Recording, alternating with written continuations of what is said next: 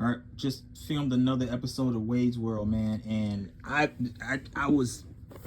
couldn't believe that I found that I have not shown this off, man. This was like one of the first like pieces that I ever got printed at a printer. I wanted to be able to see how this thing was going to fold. I was actually practicing my folds and stuff and how it would actually fold if I was making this into a book.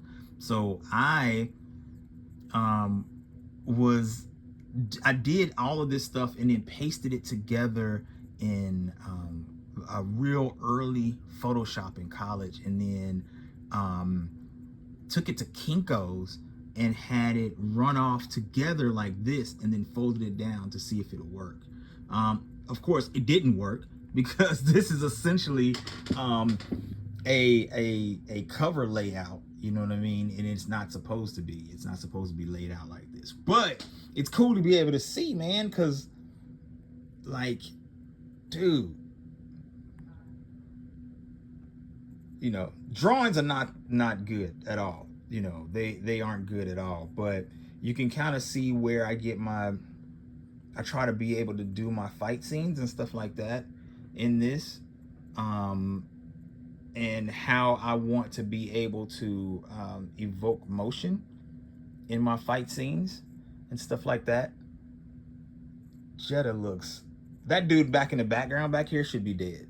There's no way you could take that and then still be standing up. He should be dead. But wow, Jetta looked completely different. I forgot all about this too.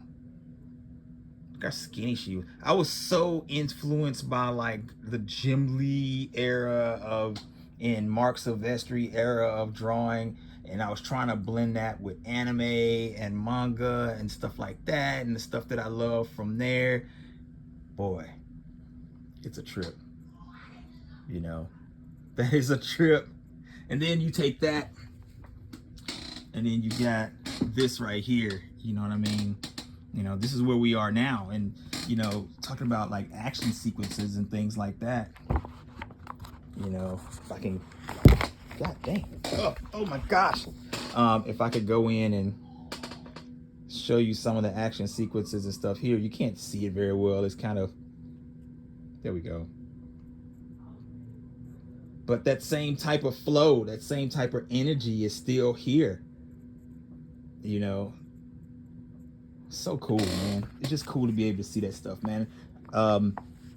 We have, in this 25 years of doing this book, we have come so far. And it's cool to go back and just look at that and realize just how far you've actually come. You know, we don't have the sales that we want. You know, I'm just going to be honest. I'd love to be able to have more sales. I'd love to be able to have more people talk about our books and like our books and stuff like that. We've had some ups and downs. We've had a lot of ups and downs. We've had like,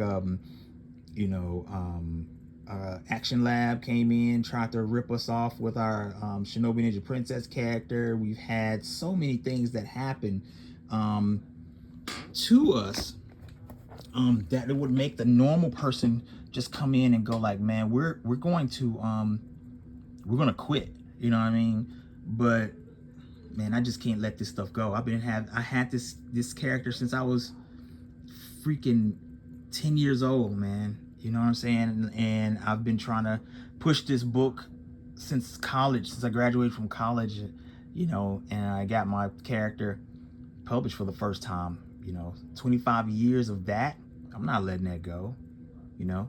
Besides, this down here, other than the Voltron Megazords, all these pages down here, all of that pretty much is artwork that no one has ever seen before from Jetta Tales of Toshigawa. Like almost every piece in that is Jetta Tales of Toshigawa stories and stuff that I never showed anybody. You know, it's crazy. It's crazy, like I said. So yeah, and my office is a mess. So you can see the life of an artist and how the office is just jacked up. All right, everybody. Peace out.